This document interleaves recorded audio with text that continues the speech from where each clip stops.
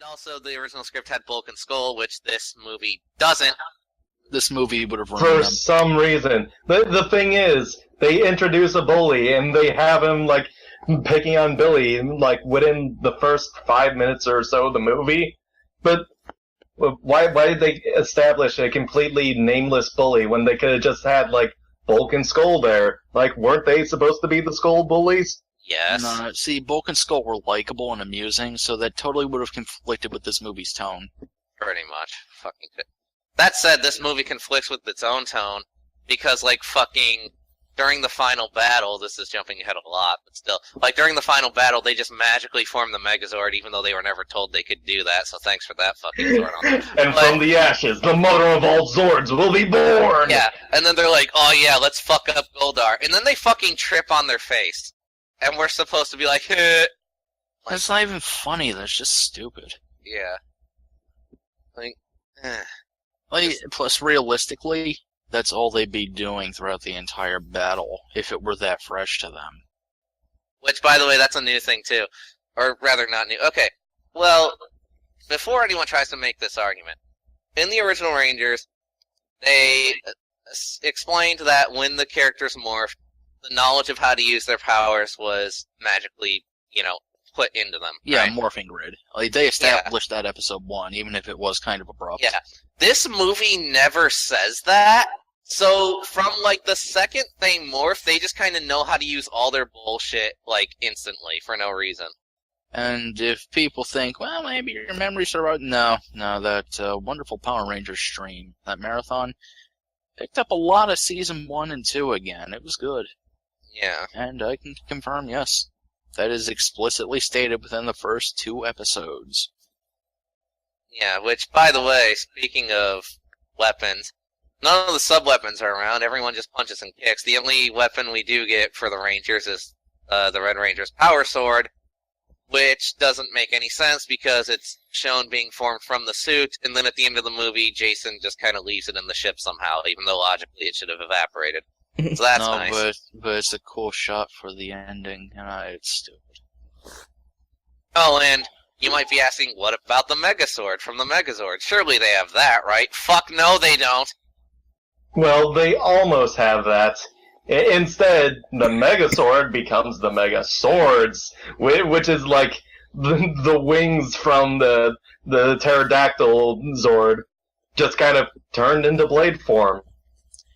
Yeah. Great, so it dual wields. Oh, and fun fact, by the way, Goldar has literally no personality in this fucking movie, so a great character is literally just a nameless goon.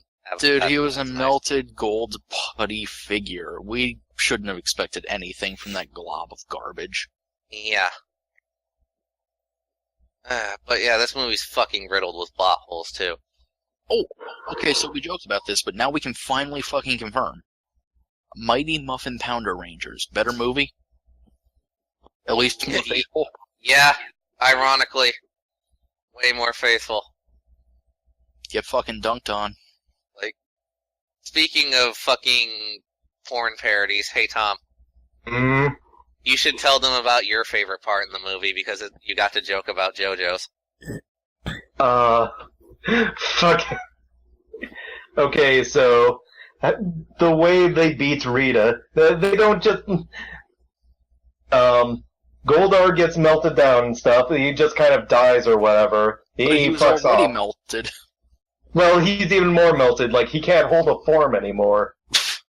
So, Rita's just kind of standing there, like, covered in her weird-ass green blood.